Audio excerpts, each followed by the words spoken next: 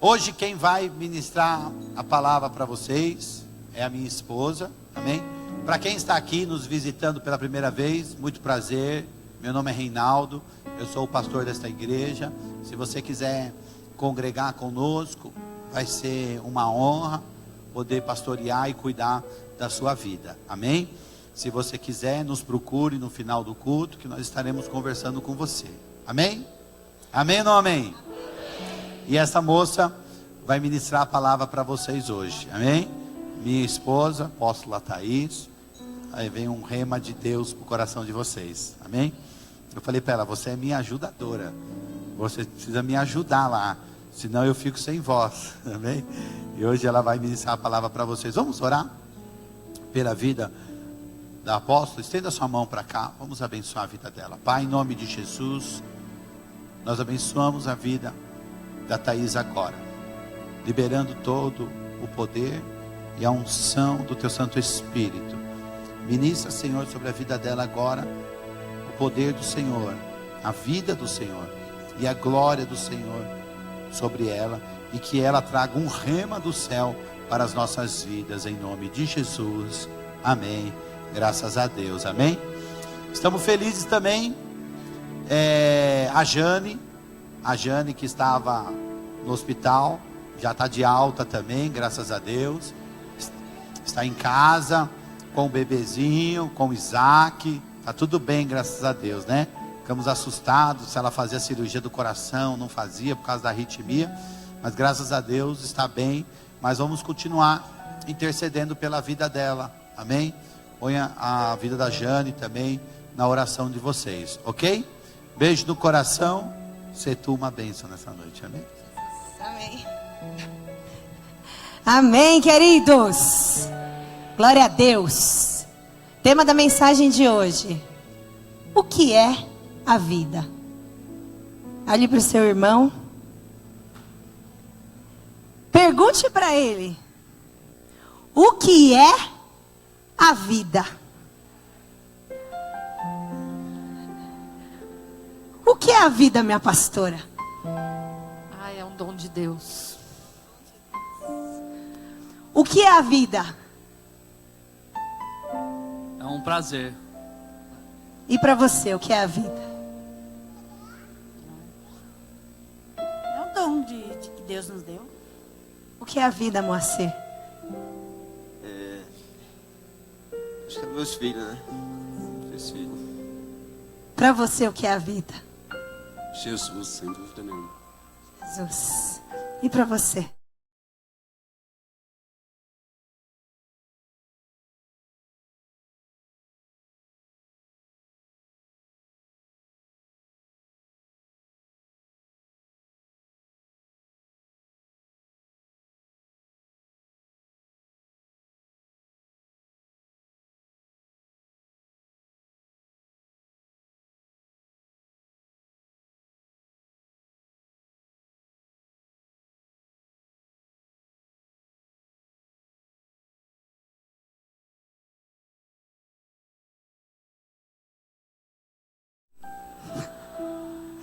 A mamãe é a vida. Eu quero passar um vídeo, por favor. Primeiro vídeo. Apaga as luzes aqui, antes da gente começar a mensagem hoje.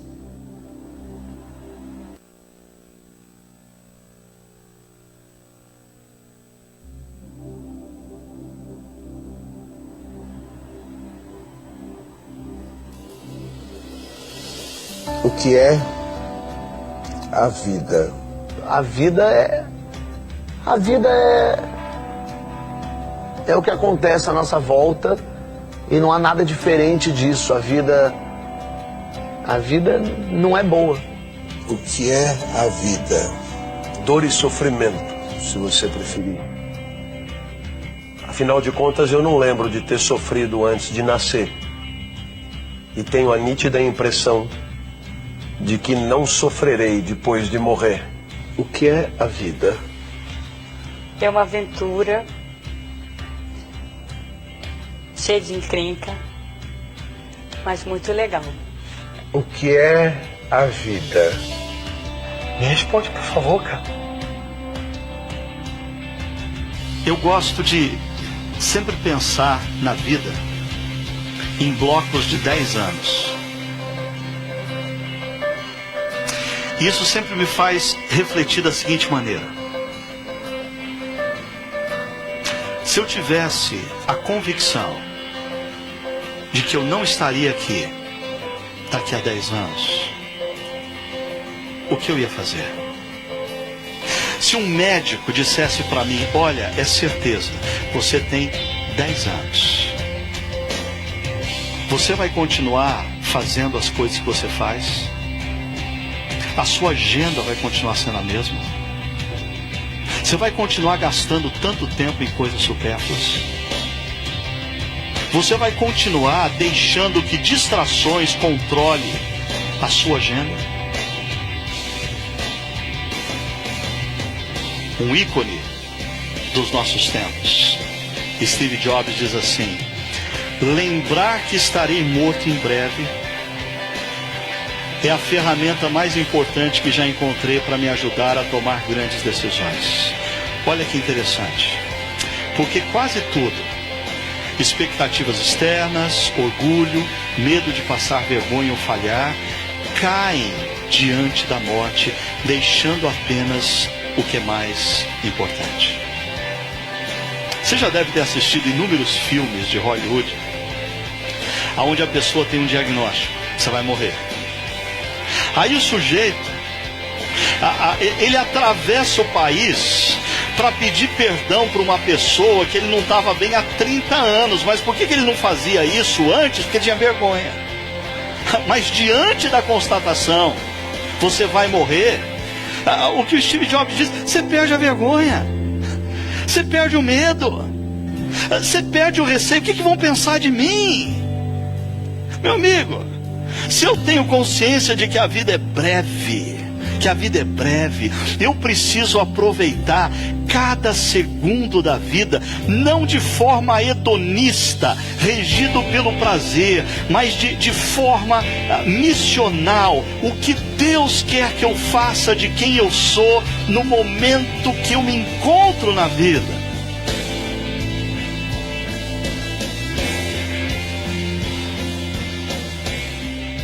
Nesse vídeo, nós vimos algumas pessoas dando um relato do que significa a vida para eles. Teve uma pessoa que disse até que a vida é muito ruim. E hoje, pensando em tudo isso, eu comecei a refletir a respeito da vida. Ontem, estive num velório de uma pessoa que eu amo muito. Um senhor de 88 anos, que ontem inclusive era o aniversário dele, e ele veio a falecer. Pai de uma família linda, ele teve 11 filhos. E nós éramos vizinhos quando era criança. E eu fui muito criada também dentro da casa dele, por ser vizinha, tinha muita amizade com os filhos mais novos. E uma pessoa que eu aprendi a admirar muito, por ser um exemplo de pai, um exemplo de família, 11 filhos, e todos muito unidos e ajustados. E diante daquele velório, ele viveu muito bem, graças a Deus não sofreu, veio a falecer de uma forma até que bem repentina, descobriu uma doença, mas logo na sequência já faleceu. E a própria família estava vendo que era um privilégio ele ter sido recolhido daquela forma tão rápida, sem sofrimento. Mas diante de um velório, é inevitável a gente pensar sobre a vida. Para cada um, a vida tem um significado. Para cada um, a vida tem um motivo de existir. Para uns, a experiência vida pode ser muito frustrante. Para outros, pode ser maravilhosa. Mas, pensando em tudo isso, eu fui pesquisar alguns textos bíblicos. E eu encontrei João 14, 6. Eu vou falar vários. Se vocês quiserem deixar para abrir depois, vocês podem abrir já em Marcos 10, 17 a 22, ok? João 14, 6. Diz assim: respondeu-lhe Jesus: eu sou o caminho, a verdade e a vida. Ninguém vem ao Pai senão por mim. Jesus aqui estava dizendo que Ele era a vida. João 10:10 diz assim: o ladrão não vem senão para matar, roubar e destruir. E eu vim para que tenham vida e a tenham em abundância. E isso quem estava dizendo também era Jesus. Outra passagem, João 11:25. Jesus disse assim: eu sou a ressurreição e a vida. Quem crê em mim, ainda que esteja morto, viverá. Pensando em tudo isso, eu falei, meu Deus, como as concepções são diferentes. Você vê alguém, que eu não sei muito bem quem é aquele rapaz, segundo, mas dizendo que a vida, para ele, é uma experiência muito ruim. É uma experiência de sofrimento. E eu desci agora e peguei alguns relatos de algumas pessoas da igreja. E eu não tive nenhum relato de que a vida é ruim. Pergunto, o que muda a concepção de vida? É só a forma com que a pessoa vive? Ou será que, porque essas pessoas que eu perguntei, nenhuma delas tem problemas? Eu acho que a pastora Marli não tem nenhum problema. Eu acho que o Gustavo não tem nenhum problema. É assim? Não. Eles também têm problemas, como as pessoas que disseram aqui no começo. Mas o que muda tanto o enfoque? O que muda tanto o enfoque de declarar que a vida é boa ou que a vida é ruim, é no que nós cremos. Se Jesus diz que Ele é a vida, logo, se a vida dele flui em mim, a minha vida tem sentido. A minha vida eu tenho direito e devo ser feliz. Jesus vai além. Ele diz que Ele é a ressurreição e a vida. Quem crê nele, ainda que esteja morto, viverá. Concepção de vida para a medicina, e eu procurei no dicionário isso, é que enquanto existe um corpo ativo. Como pode então alguém que está morto viver depois de morto? Jesus não estava falando nesse momento de uma vida terrena, mas Ele estava falando de uma vida eterna.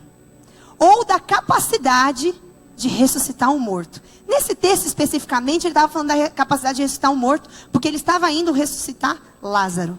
Então Deus estava declarando que ainda que estivesse morto, ele ia ressurgir, porque ele era a vida. E aonde a vida chega, a morte tem que sair. Aonde a vida entra, a tristeza tem que sair. Amém? Eclesiastes 7:2 diz assim: melhor é ir à casa onde há luto, do que ir à casa onde há banquete ou festa. Porque naquela se vê o fim de todos os homens, e os vivos o aplicam em seu coração. A passagem bíblica está dizendo que é melhor você ir num velório do que você ir numa festa. Quantos gostam de ir em velório? Eu odeio. Para mim é o pior lugar de se estar, é num velório. E a palavra de Deus está dizendo que é melhor estar lá. Por quê? Porque é um ambiente agradável? Claro que não, o ambiente é horrível. Mas por que a palavra diz que é melhor estar lá? Porque lá nós vamos parar para refletir qual é o significado da nossa vida. Para que nós estamos aqui? Na vida, nós temos muitas oportunidades para muitas coisas. E vai depender como você vai decidir viver ela, a sua vida, para você saber se você vai ser feliz ou não. A Bíblia diz que nós somos aquilo que a nossa alma deseja ser. Recentemente estava conversando com uma pessoa que foi desenganada pelos médicos. E eu confesso que o meu coração estava muito angustiado de conversar e de aconselhar. Porque não é fácil você olhar nos olhos de uma pessoa que tem os seus dias contados pela medicina e passar força. Mas eu vi tanta fé naquela pessoa que eu disse para ela: filha, não tenho dúvida que Deus vai te curar. Porque ela decidiu viver mesmo estando com um diagnóstico de morte. Quantos têm decidido morrer com diagnóstico de vida. Vemos mortos vivos. Pessoas que estão vivas, mas a sua alma está morta. E por que essa alma morre em vida? Porque essa alma não tem Jesus habitando nela. Como assim, pastora? Eu tenho Jesus. A Bíblia diz que eu sou o caminho, a verdade e a vida. E ninguém vem ao Pai senão por mim. Se Jesus verdadeiramente habitar dentro de você, você vai ter força, vai ter garra e vai ter fé para poder ultrapassar os obstáculos mais difíceis que existem na sua vida. Nós cantamos agora: se Ele fizer, Ele é Deus. Se Ele não fizer, Ele é Deus. Se a doença chegar, Ele é Deus. E se curado eu for, Ele é Deus. Não importa o que você está vivendo, eu quero te dizer que Deus tem vida para dar para você. E a vida que Ele tem é uma vida de abundância. Amém? Agora eu quero passar outro vídeo. Por favor, o segundo. Pode apagar as luzes.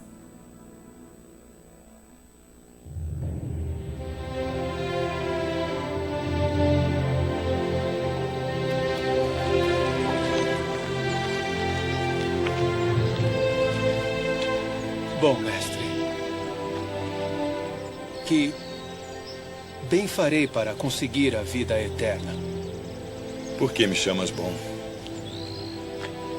Não há bom senão um só, que é Deus. Se queres, porém, entrar na vida, guarda os mandamentos. Quais? Não matarás. Não cometerás adultério. Não furtarás. Não dirás falso testemunho. Honra teu pai e tua mãe. E amarás o teu próximo como a ti mesmo. Tudo isso tenho guardado desde a minha mocidade. Que me falta ainda? Uma coisa te falta. Se queres ser perfeito, vai, vende tudo o que tens e dá-o aos pobres, e terás um tesouro no céu. E vem e segue-me.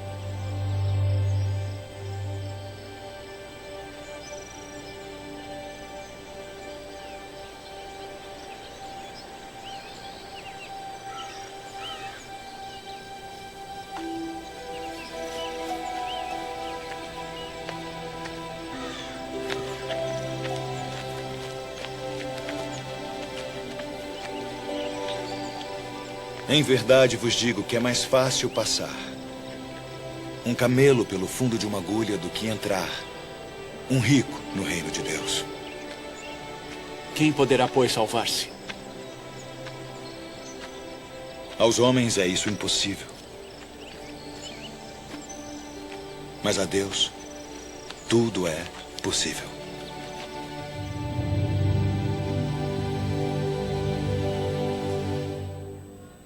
Alguém que se encontrou com a vida.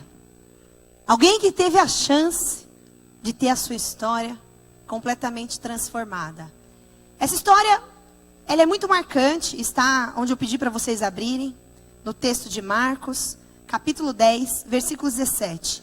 Eu não vou ler o texto, porque ele é um pouco longo, e eu já passei em vídeo exatamente o que está no texto. Só o final, que depois nós vamos ler, que tem uma parte aqui que eu quero comentar específico com vocês. Mas depois é para você ler na sua casa com detalhe.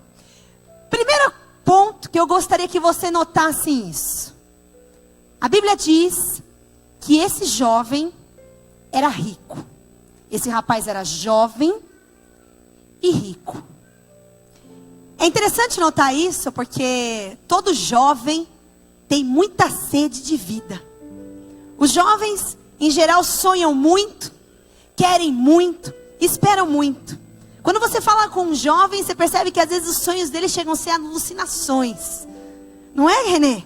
Você que lida com jovens, né, assim, eles querem trabalhar na NASA, eles vão ser piloto de helicóptero, umas coisas assim bem fortes. Minha filha, eu pergunto para ela, filha, o que você vai ser quando você crescer? Mãe, apóstola e presidente. Eu falo, que é pouco da vida, né?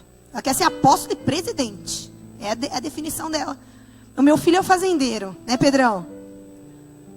Ele vai ser o fazendeiro. Aí ele fala assim, eu falo, filho, mas você vai ser fazendeiro? Mãe, eu vou ter uma fazenda com muitos animais. Aí, mãe, eu vou ganhar bastante dinheiro e vou dar para restauração.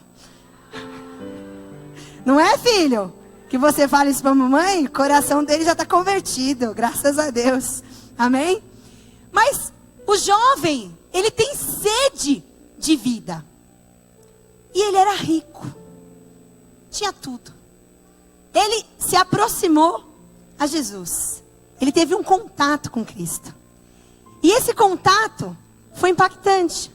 Por quê que foi impactante? Porque ele veio com uma pergunta certa. E ele também recebeu uma resposta certa. A pergunta dele foi a seguinte: mestre, o que eu preciso fazer para ter a vida eterna? Ele estava preocupado com o que ia acontecer depois da morte. Depois que essa vida terrena passasse. Essa era a maior preocupação desse jovem. Jesus olha para ele e fala assim, olha, você tem que guardar os mandamentos. E começa a descrever quais são os mandamentos. Não roubarás, não matarás, não dirás falso testemunho. Começa a descrever os mandamentos. E esse jovem olha para Jesus e diz assim, mas tudo isso eu tenho feito desde a minha mocidade. É interessante notar que esse jovem não era um doido qualquer que andava perambulando por Jerusalém. Ou eu nem sei exatamente onde que isso passou essa história. Não me atentei a esse detalhe do texto. Não era um jovem que estava solto na vida, que não queria intimidade com Deus. Tanto ele queria intimidade com Deus, que ele se aproximou de Jesus para saber como ele ia ter uma vida eterna. E ele responde para Jesus, mas tudo isso eu faço. Tudo isso eu já guardo. O texto diz que Jesus o amou. Isso mostra que ele tinha uma aliança com Cristo. Nesse momento, Jesus vira para ele e fala, então, pega tudo que você tem, vende, dê o dinheiro aos pobres e me segue. Nessa hora, o semblante cai. O desespero toma conta. Por quê? Porque na mente dele, ele era bom. Bom o suficiente. Eu tenho uma vida pela frente. Eu tenho muita coisa para viver. A vida para mim, eu sou jovem. A vida para mim, eu tenho muito dinheiro. E de repente, uma proposta por aquele que é o dono da vida. Então, larga tudo. Vem e segue. Desespero toma conta. Eu pensando nisso, eu meditei hoje e eu falei assim, esse é o reflexo, muitas vezes, da igreja. Porque não são os de fora. Não são os que não conhecem os mandamentos. Mas são os que conhecem. São os que têm domínio do que é a lei, do que Deus espera, do que Deus quer de cada um de nós. Muitas vezes, esses são o jovem rico. Eles têm tudo. E eles sabem tudo. Mas na hora que eles ouvem a voz, ei, estou te chamando para uma obra. Vai. Cuida de gente. Levanta. Vai cuidar de uma cela. Vai cuidar de um povo. Ei, seu vizinho está precisando. Seu primo está precisando. A sua tia precisa de uma palavra de consolo. Sabe o que nós fazemos muitas vezes?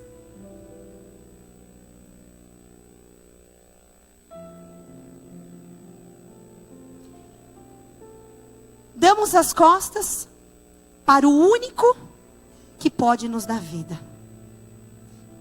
E aqui, a Bíblia é muito clara.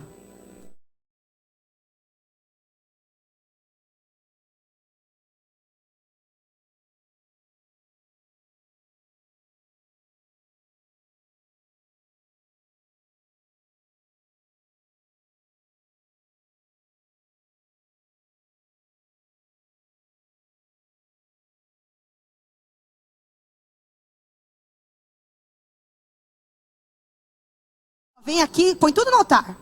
Distribui as suas casas, coloca os seus carros. Vai todo mundo voltar pobre para casa para poder fazer a obra. É isso que Jesus está falando? Jesus pediu isso dele. Mas a grande questão aí é que o Deus que esse jovem servia eram os bens que ele tinha. O que a gente tem colocado hoje como altar na nossa vida? O que tem sido aquilo que nós não negociamos? Aonde Jesus quer entrar e a gente fala que não. Eu já cansei de ouvir muitas justificativas. Eu trabalho, eu estudo, eu tenho a vida corrida. Olha, para mim não dá. Você não sabe o que é a minha vida. A minha vida é muito corrida, eu não tenho tempo para essas coisas. É legal vir na igreja.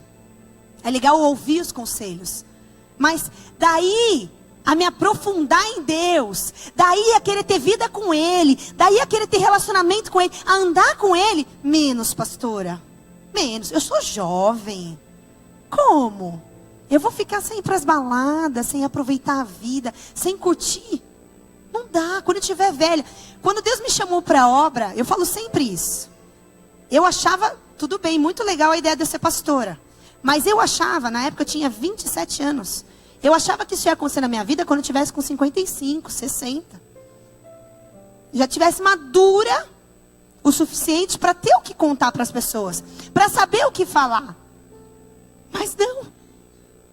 Jesus me chamou nova. E me escolheu nova. E eu sou muito nova ainda. E não contraria, hein? Por que isso? Porque não importa a fase que você esteja. Quantos jovens nós temos aqui? E os demais? São jovens também. Nós somos uma igreja jovem. Somos. Hoje a gente estava traçando o perfil da igreja, estava conversando com meu cunhado a respeito de ministérios diferenciados. E eu disse, a nossa igreja tem um público muito jovem. E isso me alegra. Porque na melhor fase do sentido, todas as fases são melhores na nossa vida. Mas no sentido de que você talvez teria mais coisas para conquistar, né? Porque normalmente é assim, a pessoa trabalha enquanto é novo, para depois ter um certo sossego e parar um pouco na vida. Mas nessa fase, Deus nos chama para fazer algo para Ele. E qual vai ser a nossa conduta?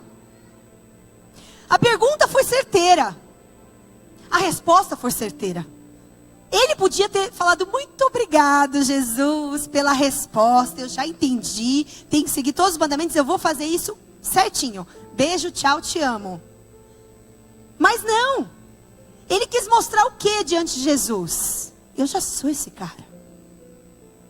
Eu já tenho feito isso. E às vezes, nós entramos no nosso secreto, lá no nosso quarto, e começa, mas Senhor, o Senhor não fez algo na minha vida ainda. O Senhor vê que eu estou fazendo isso, que eu estou fazendo aquilo, e começa a barganhar com Deus, no sentido de dizer para o Senhor que Ele tem que fazer algo. Independente do que Ele faça na sua vida, Ele te dá a coisa mais importante, que é o dom de viver. Hoje, você tem o privilégio de estar aqui. Pastora Vanessa, até semana passada, estava no hospital. Graças a Deus, que Deus a trouxe de volta. Mas quantos não têm a oportunidade de sair do hospital? Deus te trouxe aqui, porque Ele quer te dar uma vida. E uma vida completa. E essa vida só vai ser completa quando você entender que não adianta você ter tudo quando você não tem o principal. Não adianta ter vitalidade, não adianta ter saúde, não adianta ter vigor, ser jovem e ser rico, mas não ter Deus. De nada vale os tesouros que construímos nessa terra. Ontem, naquele velório, a gente pode refletir muita coisa. Eu pude refletir muita coisa. Uma família linda. Mas ele teve que deixar. Porque foi a hora da partida. Do pó vieste, ao pó tornará. Steve Jobs, eu já ministrei uma vez sobre a vida dele. E ele declara isso.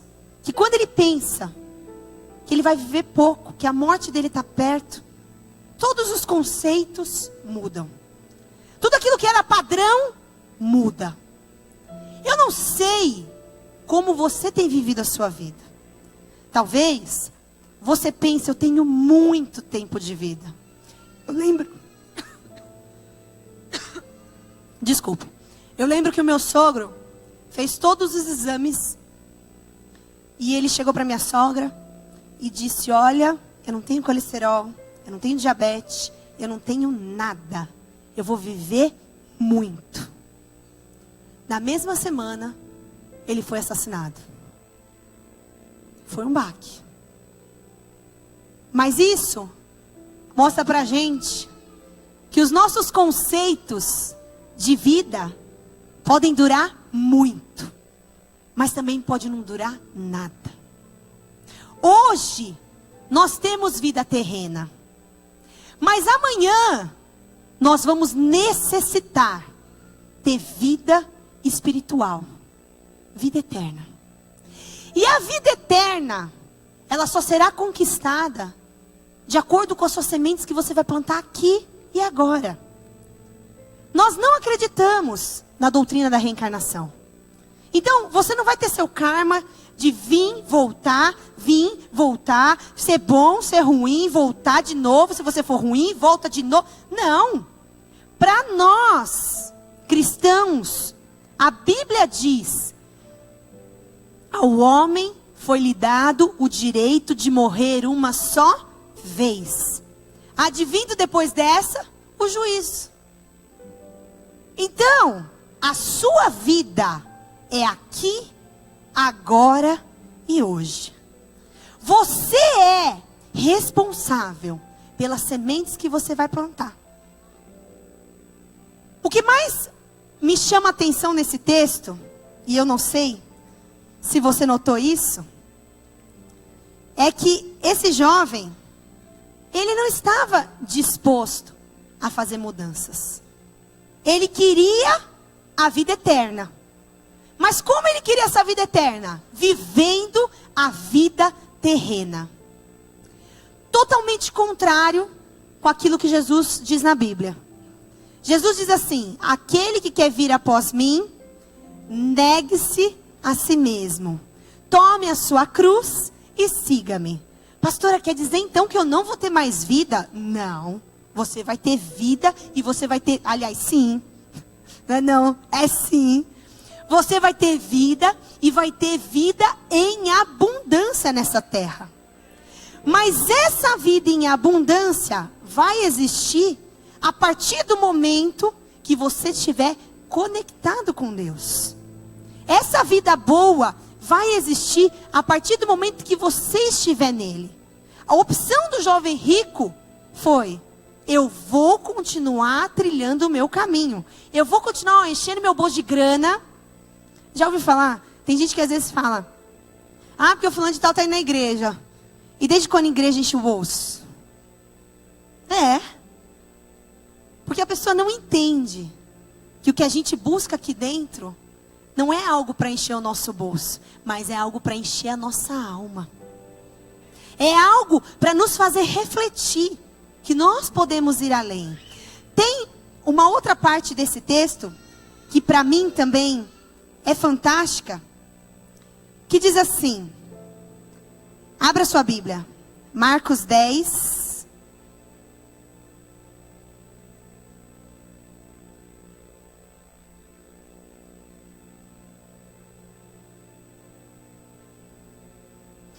Versículo... Peraí, deixa eu só achar aqui.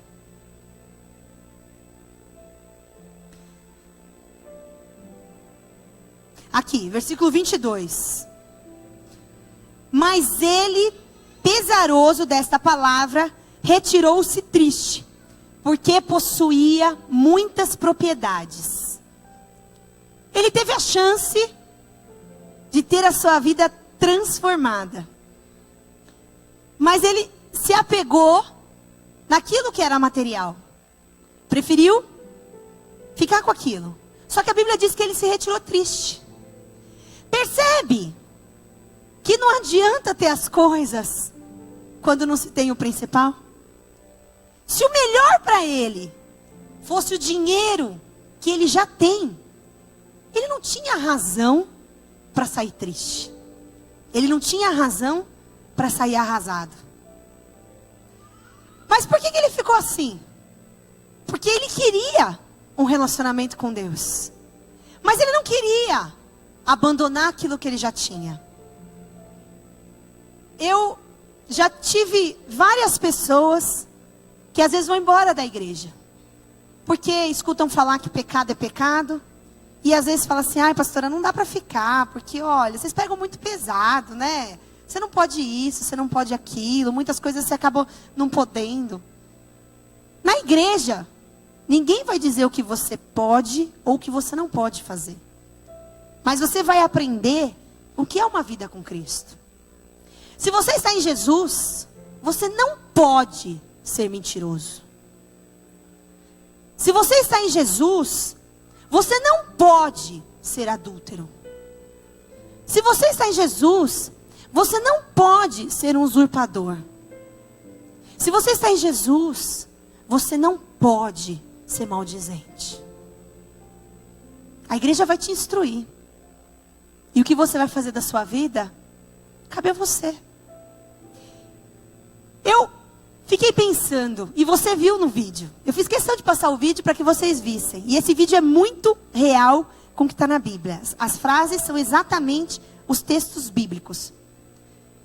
Jesus poderia ter dito essa frase para o jovem rico. E quando percebeu que o jovem rico saiu triste, Jesus poderia ter dito, calma, calma filho. Vem cá. Eu sei que você é bonzinho.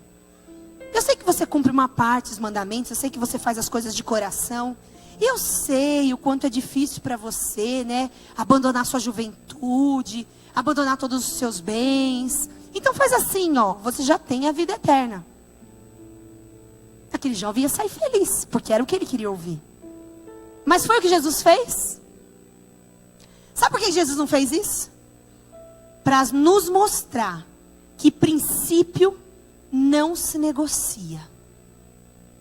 Com a palavra de Deus, não tem acordo. Eu sei que para um jovem, em pleno século 21, é muito difícil namorar sem ter relação sexual. Eu sei, porque eu sou carne. Mas a Bíblia diz que isso é pecado. Então não importa o que eu penso, importa o que Deus diz. Tem muitas coisas que as pessoas falam, mas a Bíblia precisa de uma reforma. A Bíblia foi escrita há mais de 2000 anos atrás. Já ouviram isso? A Bíblia é arcaica. Foi escrito há tanto tempo atrás. Como é que a gente pode acreditar em um livro tão ultrapassado e velho? Quero dizer que se você pensa assim, velho está a sua mente. Porque a palavra de Deus, ela se renova a cada manhã. A cada manhã. Cada dia que você lê a Bíblia, aquilo vai brotar dentro de você e você vai ter um entendimento diferente. E a vontade de Deus é imutável sobre as nossas vidas. Deus quer nos dar essa vida em abundância. Deus quer que essa vida jorre em nós de uma forma feliz. Mas essa vida só vai ter sentido quando acreditarmos nele. Porque Se você for perguntar para uma pessoa que às vezes não tem Jesus, a vida é um sofrimento. A vida é uma agonia. Mas para nós que cremos nele, a vida pode sim ser uma grande festa. Perguntei para minha filha, o que era a vida? Ela falou, a vida é ser muito feliz. A vida é poder fazer tudo o que a gente quer. A vida é poder sonhar, acreditar. Como que uma criança de 11 anos tem discernimento do que é a vida? Porque ela tem uma vida com Deus, mesmo sendo jovem. Olha, no versículo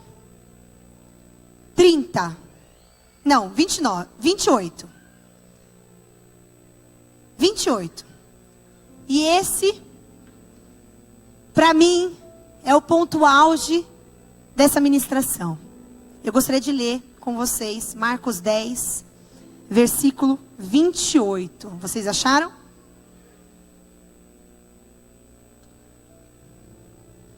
Diz assim: e Pedro começou a dizer-lhe: eis que nós tudo deixamos e te seguimos. E Jesus, respondendo, disse: em verdade vos digo, que ninguém há que tenha deixado casa, ou irmãos, ou irmãs, ou pai, ou mãe, ou mulher, ou filhos, ou campos, por amor de mim e do evangelho, que não receba 100 vezes tanto já nesse tempo, em casas, em irmãos, em irmãs, em mães, e filhos, e campos, e perseguições, no século futuro, e no século futuro, a vida eterna. Eu não sei se você conseguiu entender o que eu acabei de ler. Mas isso aqui tem um nível de revelação tão profunda e tão impactante, que eu acho que isso aqui seria o suficiente para a gente entender para o resto da nossa vida que a gente precisa fazer a obra de Deus. Vou te explicar.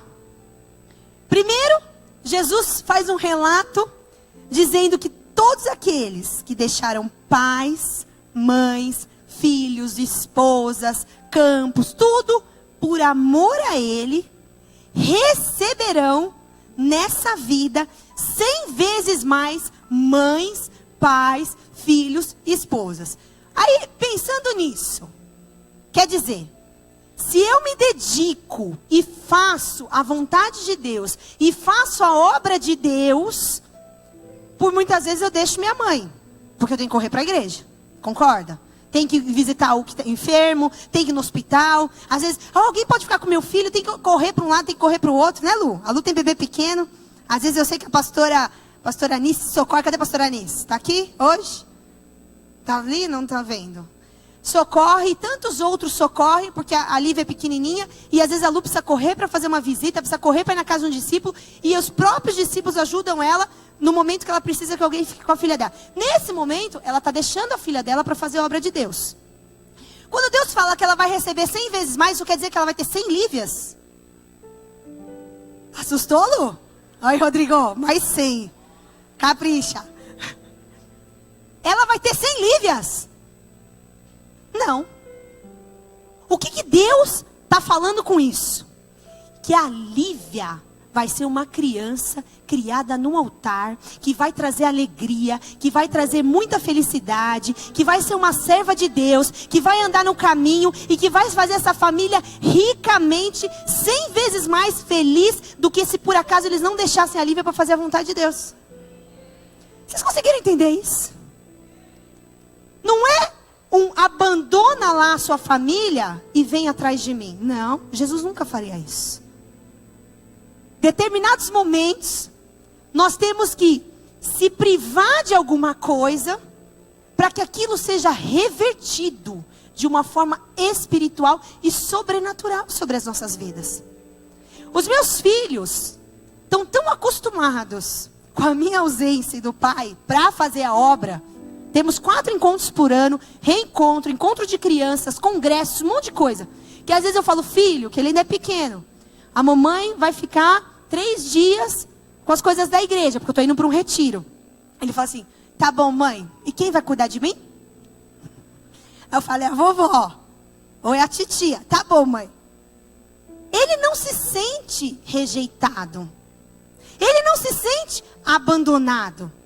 Ao contrário, ele sabe que a mãe e o pai dele está sendo enviado. Mas vai voltar, porque a nossa casa é um pedacinho do céu. O que eu quero que você entenda hoje, você tem um chamado. Você foi escolhido para algo que talvez os seus olhos não tenham dimensão. Você foi chamada. Você foi escolhido. Você tem um chamado de Deus sobre a sua vida. E muitas vezes, por nos apegar tanto a coisas terrenas, nós ficamos assim, mas será que eu vou conseguir?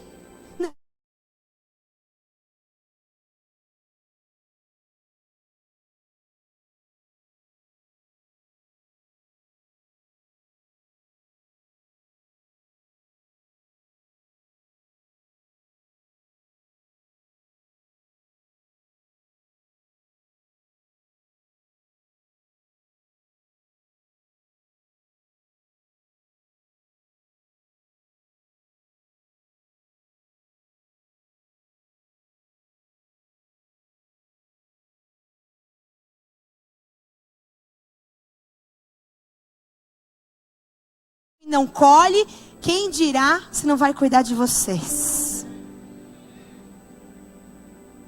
Deus nunca vai desamparar um servo seu. Deus nunca vai desamparar aqueles que estão nele. É bíblico. Eu vou acrescentar 100 vezes mais. Não é 100 vezes mais mãe. Você não vai ter 100 vezes a sua mãe na sua casa. Ah, eu vou fazer a obra, eu volto. Está reproduzido 100 mãe lá. Como é isso, gente? Esse 100 vezes mais é 100 vezes mais em unção. É 100 vezes mais em poder. O que diz o versículo aí, meu amor?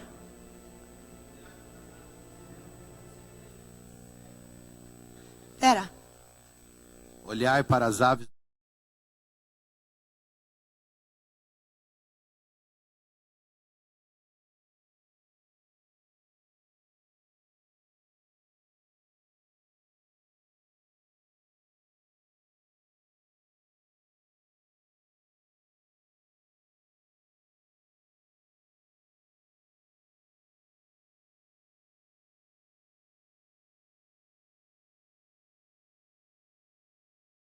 Te mandou, não seja abestado de fazer as coisas. Porque tem gente que surta. A pessoa se converte, vou viver da obra. Deus te chamou para viver da obra? Se Deus não te chamou, não faça besteira. Você vai fazer o que Deus direcionou para você. Então você vai trabalhar, você vai estudar, você vai viver a sua vida. Mas você vai tudo isso ajuntar com aquilo que é a vontade de Deus para você. Você não vai paralisar o chamado. Porque o chamado de Deus é muito maior do que essas coisas que estão aqui. Do que coisas que os seus olhos podem ver. Olha, o versículo termina dizendo o seguinte. Que não receba 100 vezes tanto já nesse tempo. Em casas. Está falando de prosperidade. Casas. Quer ter as coisas? Isso eu falo diante de Deus. Não vem aqui no altar e entrega tudo, não. Quer ter as coisas, faz a vontade dele. O altar, a entrega de dízimos, de ofertas, de primícia, isso gera uma prosperidade sobre a nossa vida, é verdade. Mas não é só isso. Porque a Bíblia relata que os fariseus entregavam muito, querendo muito em troca. Mas o coração desses fariseus não estava no altar. O que estava era só oferta. Eu já tive a oportunidade de conversar com pessoas que falam assim, mas eu dou dízimo, eu dou oferta, e muita coisa não acontece na minha vida. Aí você vai ver como está a vida da pessoa, está toda torta. Não adianta. É tudo um conjunto de coisa. Se você não tiver ajustado em tudo, não vai fluir. Então, mais do que a entrega de sacrifício, é a entrega daqui, ó. Deus espera uma entrega verdadeira, para que jorre prosperidade. Receba 100 vezes mais, tanto nesse tempo, em casas, em irmãos, em irmãs, mães, filhos e campos, propriedades, com perseguições, porque nós vamos ser perseguidos. A verdade é que muitos vão falar assim, lá vem o crente. Não é assim? Ah, esse aí depois que se converteu. Não ouve, deleta. Não escuta o que falam mal, só escuta o que falam bem, porque isso faz bem para sua alma. Amém? E no século futuro, a vida eterna. Então, aqui é a promessa do quê? De prosperidade e de uma bênção sobrenatural sobre a sua família. Eu não sei você, mas eu quero isso para mim. Eu não sei o que você almeja da sua vida. Mas quando eu li esse texto hoje, eu falei, Jesus, como o Senhor é maravilhoso. Eita, Jesus cheiroso. É lindo ver como as coisas de Deus se casam. Se você for em João 15, vai lá. João, capítulo 15.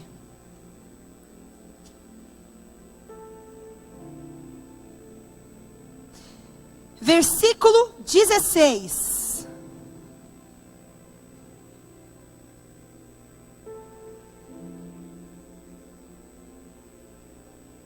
Achou? O que diz aí?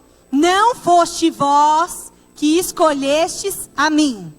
Pelo contrário, eu vos escolhi e vos designei para que vades e deis fruto.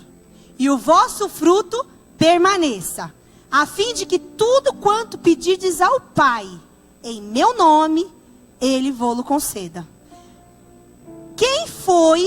Quem aqui, nunca dobrou o seu joelho e disse assim, Senhor, eu preciso de socorro na minha casa. Senhor, visita o meu filho, visita o meu marido. Deus, eu estou com as minhas contas tudo desajustada. Eu preciso de um milagre na minha área financeira. Abre uma porta, Senhor, de um emprego novo. Quantas vezes nós já dobramos nossos joelhos e clamamos por coisas tão adversas. E parecia que talvez não estava tendo uma conexão. Será que Ele está me ouvindo? Termina a oração e fala assim, meu Deus, eu estou orando tanto, e Deus não está me ouvindo. Entenda o que diz o versículo. Vai, dá fruto. Faz o seu fruto permanecer. E depois, o que você pedir para Deus, Deus vai te dar. É continuação do outro. Aí, esse versículo de João 15, do 16, diz 17, termina assim. Isso vos mando, que vós ameis uns aos outros. É tão claro, é tão óbvio, e parece que a gente demora tanto para entender. A gente quer tanto de Deus, mas a gente não quer fazer o que Ele quer da gente. A gente não quer fazer a vontade dEle. Quantas vezes você já disse não para Deus? Pense. Quantas coisas você sabe que você tem que fazer para Deus, mas você não faz.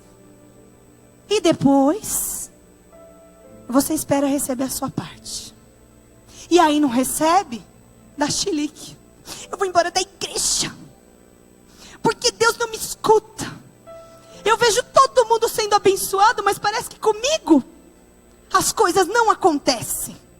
Na minha casa nada muda. Você está cumprindo o ID dele? Você está deixando o seu conforto, o seu dinheiro, aquilo que virou Deus na sua vida, de lado, e está se agarrando ao verdadeiro Deus? Porque Mamon não é Deus. A sua família não é seu Deus. O seu carro não é seu Deus. O seu emprego não é seu Deus. A sua faculdade não é seu Deus. Mas é incrível como muitas vezes isso é colocado como prioridade na nossa vida. Há uma inversão total de valores. E hoje, Deus te pergunta: o que é a vida para você? O que é a vida? Será que hoje nós vamos sair por aquela porta acreditando que a vida tem que continuar sendo do jeito que ela é? Eu espero que não. Eu espero do fundo do meu coração que não. Espero do fundo do meu coração que você tenha entendido que Deus, assim como Ele teve frente a frente com aquele jovem rico, e eu acredito até que se aquele jovem virasse para ele e falasse assim: ok, Senhor, vou vender tudo agora, ele ia falar assim: não, calma. Porque quando Abraão decidiu entregar Isaac, o que Deus fez? Ops, peraí, tá ali ó, pega ali o cordeiro e sacrifica, não precisa matar um menino. Não foi isso? Então, se ele tivesse se desprendido no seu coração, eu tenho convicção, isso não diz a Bíblia, eu acredito, que Deus ia falar assim: não, calma filho, então vai lá, coloca alguém para administrar, entregue para o seu pai, para sua mãe e vem me seguir. Mas Deus, às vezes, sonda o nosso coração. E Deus sabe exatamente hoje quais são as prioridades na sua vida. Porém, enquanto você corre atrás de viver o melhor da sua vida, eu quero deixar claro para você que se Ele não estiver no foco, se Ele não for o centro, essa vida não vai ser tão abundante como você pensa. Conheço pessoas com muitas posses, muitas, e conheço pessoas que são muito infelizes, tendo muito dinheiro. A nossa prioridade é invertida quando a gente coloca coisas no lugar de Deus. O que é a vida para você? Se tem uma palavra que pode resumir a nossa vida hoje, é Jesus. Ele é a fonte da vida. E se Ele estiver na sua vida, além de uma vida feliz e próspera aqui na terra, você terá direito a viver uma vida na eternidade. Você pode aplaudir o Senhor por isso?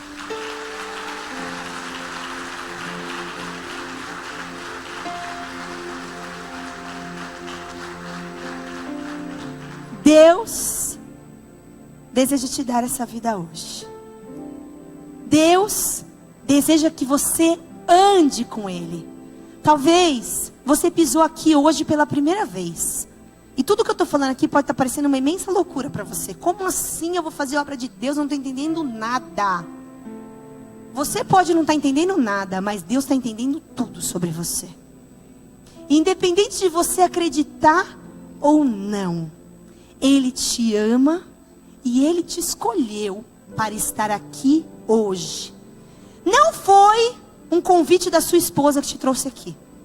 Talvez a tua esposa tenha buzinado tanto no seu ouvido. Sua esposa já vem na igreja e você não. E ela tenha buzinado tanto no seu ouvido hoje. E você tenha falado: tá bom, eu vou naquela igreja. Vou lá hoje. Você não veio aqui por acaso. Não cai uma folha de uma árvore se Deus não permitir. Você veio aqui hoje porque Deus está falando com você. Deus está dizendo para você que a sua vida pode ser muito melhor se Ele estiver no comando dela.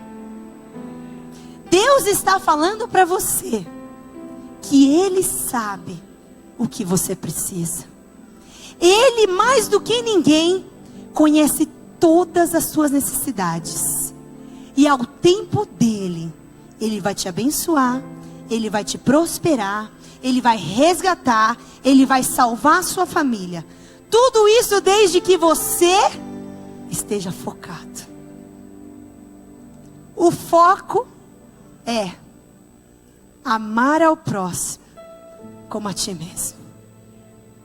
O que temos feito diante do Senhor? Aonde estão as nossas obras? A Bíblia diz que sem fé é impossível agradar a Deus. Você não agrada a Deus se você não tiver fé. Mas a Bíblia também diz que a fé sem obras, ela é morta. Não adianta só ter fé se não tiver obras. O que são essas obras? Um leque de coisas. Essas obras é o dia que você dá carona para o seu vizinho e fala do amor de Jesus para ele. Essas obras é o dia que você para ajudar um necessitado. Essas obras é o dia que você decide abrir as portas da sua casa para sediar a glória de Deus através de uma célula. Essas obras é o dia que você decide ir na casa de recuperação, num orfanato, e fazer tanta vontade de Deus. Essas obras é o dia que você dá colo para alguém que precisa chorar e dá consolo para o aflito. Essas obras são tantas coisas que a gente não pode passar desapercebido. Chega, igreja, de ser negligente. Deus não deseja uma igreja cheia de pessoas, mas vazia de vida. Deus deseja uma igreja lotada de vidas. E a vida, biblicamente, ela só existe com alegria quando nós estamos nele. Então, às vezes olhar aqui a igreja é bonito. É gostoso olhar aqui de cima. A gente vê, hoje a igreja, por exemplo, está bem cheia. Mas será que é de pessoas ou de vida? O meu desejo é que seja de vida. E se essa vida ainda não jorra sobre a sua vida, eu quero profetizar hoje que você vai sair deste lugar cheio da vida de Deus, cheio da glória de Deus e revestido de poder e de unção para poder fazer a vontade dele em nome de Jesus. Amém?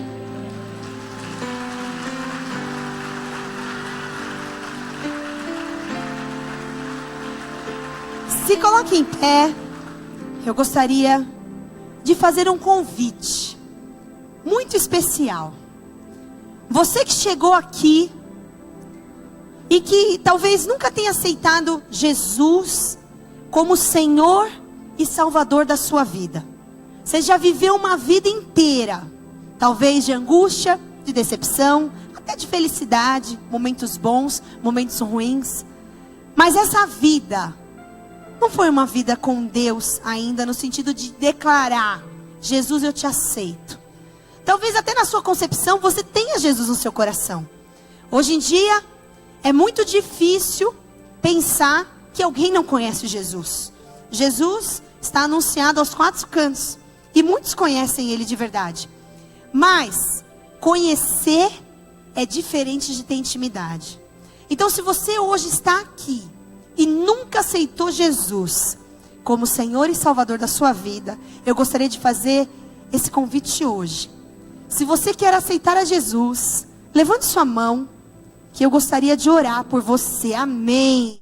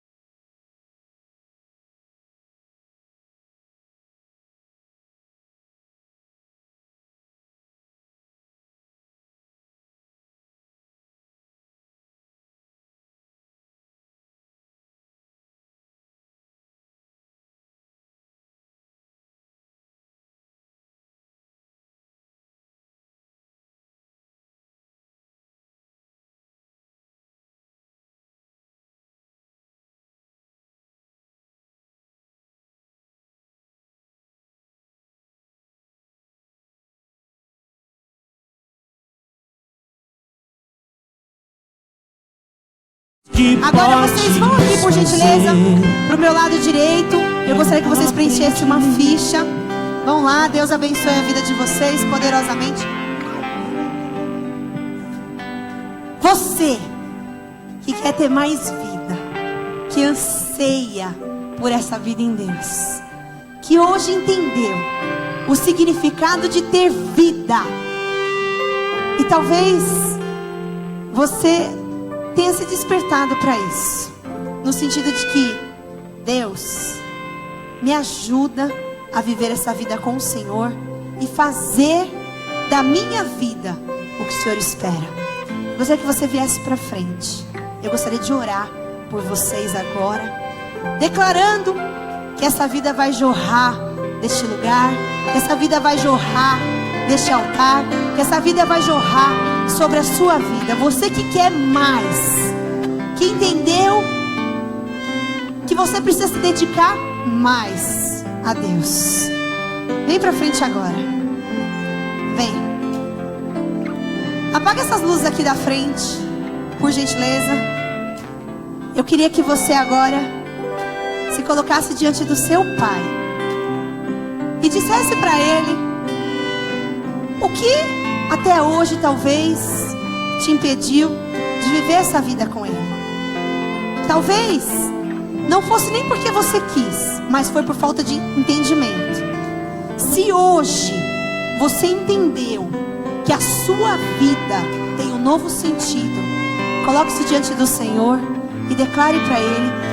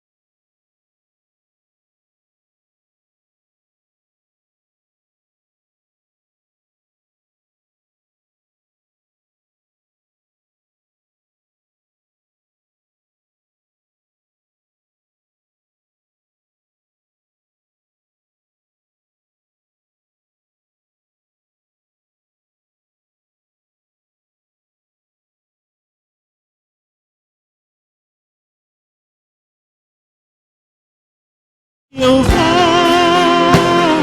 sempre ser a Deus. Não adoro pelo que Ele faz, eu adoro pelo que Ele é. Acho que houver sempre ser a Deus. Se Deus fizer, Ele é Deus. Se não fizer, Ele é Deus. Se a porta abrir, Ele é Deus. Mas se fechar, continua sendo Deus. Se a doença vier, Ele é Deus. Se curar que eu for, Ele é Deus. Se tudo der certo,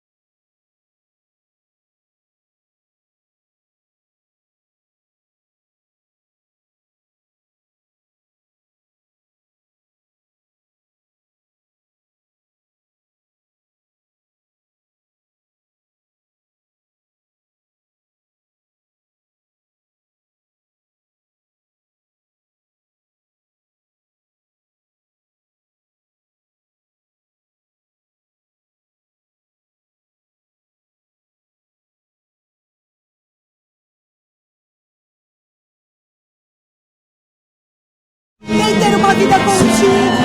Ansiamos pelos teus milagres.